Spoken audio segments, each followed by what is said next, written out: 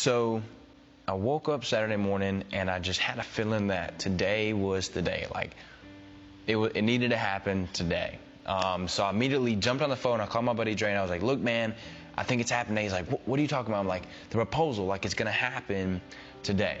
So we had this whole plan for just a couple of us, maybe like 10 of us, to meet up at Chosen Church right after the service and do this whole proposal thing. And it was just this simple plan, supposed to be really intimate, no one really involved, just a couple people. And that's how we were going to do it. So I called Brittney's little brother and I said, hey, man, I'm going to be proposing to Brittney tonight. I need you to act like you're taking her somewhere special, blindfold her, and deliver her to Chosen. And I was really suspicious because he's a terrible liar, and he starts laughing and telling me he's going to blindfold me after I get off work to take me to my favorite restaurant. And I was like, okay, something's fishy. And so I text my friend that I was working with, and I was like, I think James is going to propose today. So later that day, we decided that we were going to try to trick James and tell him that I was going to hang out with her that night after work. So a little bit later that day, I get a call from Brittney, and she's like, hey, I'm going to hang out with Christina tonight. I'm like, all right, that's fine. That's cool. You know, I'll be in Charleston. He said, well, I won't be here anyways. And I was crushed because I really thought that he was going to propose that night. And I was so excited. And then to hear that he wasn't, it was just like heartbreaking. And then I'm freaking out. You know, because I'm like, oh, snap, I got to make it all the way to Waffle House and tell Christina she's not hanging out with Brittney. So then I was like, hey, I'm going to bring you Starbucks so I could make an excuse and a reason why I need to go to Waffle House. So I showed up to Waffle House, gave her their Starbucks, ran in the back and told Christina, hey, you can't hang out with Brittney.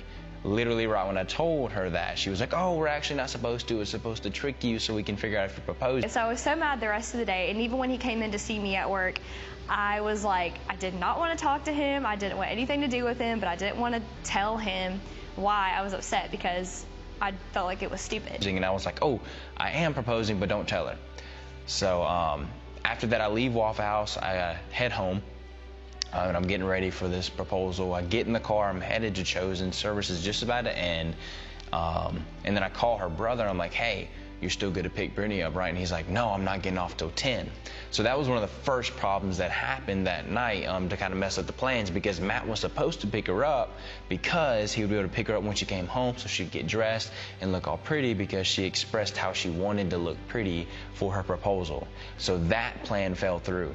As I pull up to Chosen, I go inside and I'm talking to Dre, and we finally troubleshoot the whole idea. And Mike and Nina, which is Nina's the kid pastor of Quest, is like, hey, why don't we just go to Waffle House and eat and act like a car broke down and have Brittney take us there? So boom, that plan worked out perfectly fine.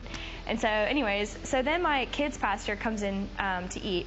And as I'm leaving work, she tells me that her husband's car broke down and that she needed to go pick up her grandson and if I could take her to her car. And so I take her to her car and we pull up to the church, which is, it's not a church on the outside, but there was an Easter event going on, and I dropped her off and I saw his friend DeAndre staring at me, and he was like, hey, come inside. We had an Easter event. And I was like, okay. But then the second problem was, if Nina's going straight from Brittney's work to Chosen, Brittney's going to end up at Chosen wearing her work uniform.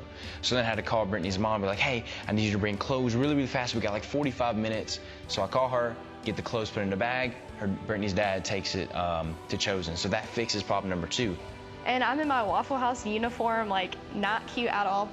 And he goes, go to the bathroom and go change. And immediately I was like, I know this is happening. And so I go in the bathroom, and I knew my mom had packed my clothes because I had 3 pairs of shoes and like 5 different outfits, makeup and jewelry, all in this bag. Now problem number 3 was, the whole point of doing it at Chosen, it was supposed to be really intimate, really special.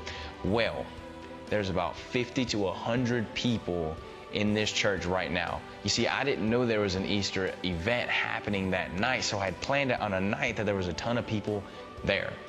So then I'm sitting there talking to Dre. We got the first 2 problems fixed. And I'm like, dude, we have a really, really big problem. There's a ton of people here. There's no way this is going to feel special with all these people. And then I was like, well, in a real life Cinderella moment, every single person here would form an aisle for Brittney, and then she would walk straight through it. And that's exactly what happened.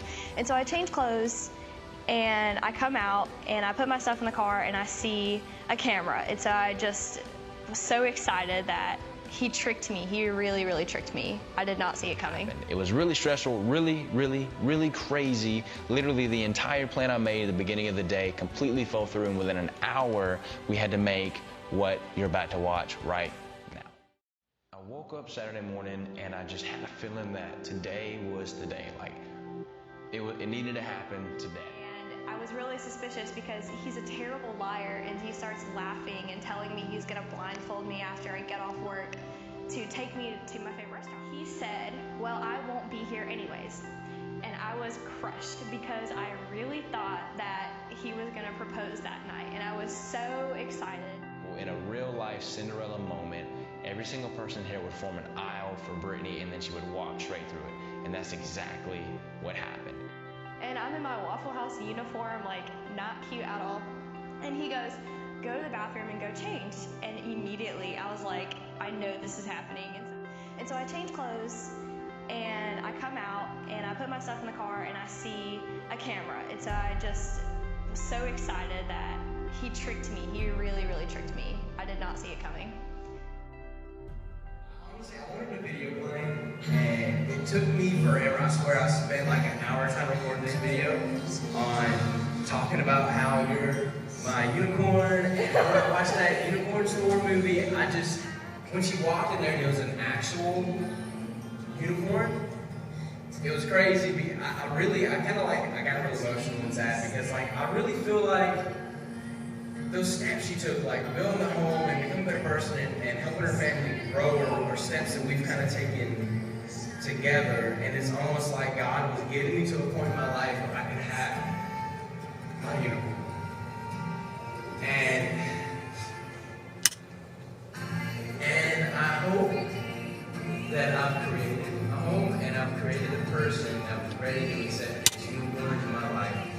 And all these dreams and passions and goals that, I just consistently obsess over and I want to achieve, it's literally like I cannot achieve them without my unicorn. I don't know where we're going, but I know we can go together. Brittney, Nicole, Lowry, we married. Yes, of course.